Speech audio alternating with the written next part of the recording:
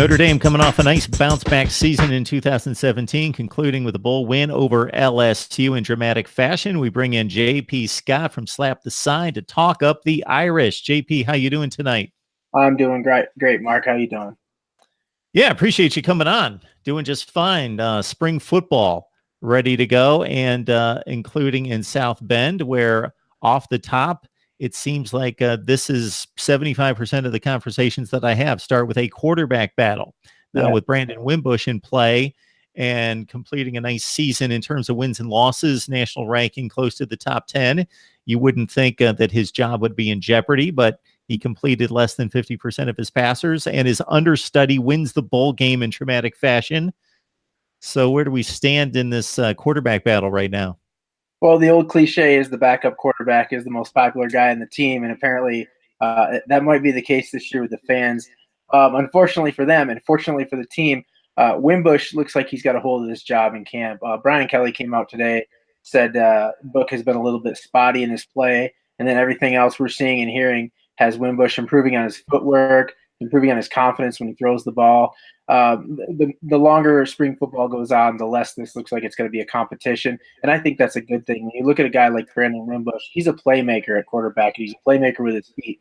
And in today's college football, with the elite edge rushers that are developing, you want a guy who can get out of the way, make plays with his feet, and tuck the ball and go with it when he wants to. Ian Book has that ability, not to the extent that Wimbush does. Wimbush is more of a pure runner. Book can run, but you don't want to design runs for him. You'd rather have him sitting back there in the pocket.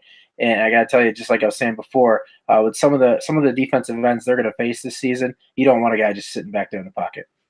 Yeah, Wimbush with 14 touchdowns on the ground, 16 through the air. I think some people would be surprised to know that he accounted for 30 touchdowns this year, did have the 6 interceptions.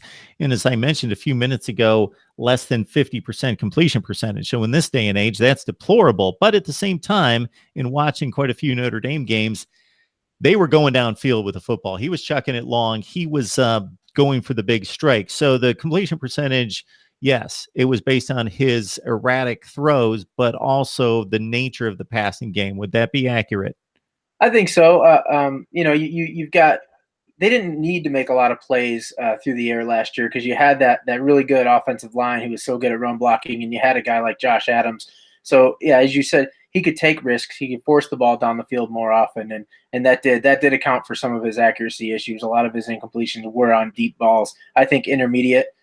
He's got decent accuracy. I think his inaccuracy is kind of blown out of proportion. It's just fan speak. Fans are frustrated when things don't go well. A program like Notre Dame, as prestigious as it is, they've got just these lofty expectations that they're never going to be able to meet. I mean, unless you win a national title year in, year out, you're always going to disappoint some fans, and that's what Wimbush did last year. But yeah, all in all, solid year. I mean, if you just don't look at that completion percentage, the guy arguably outside of those two linemen, he was arguably the offensive MVP.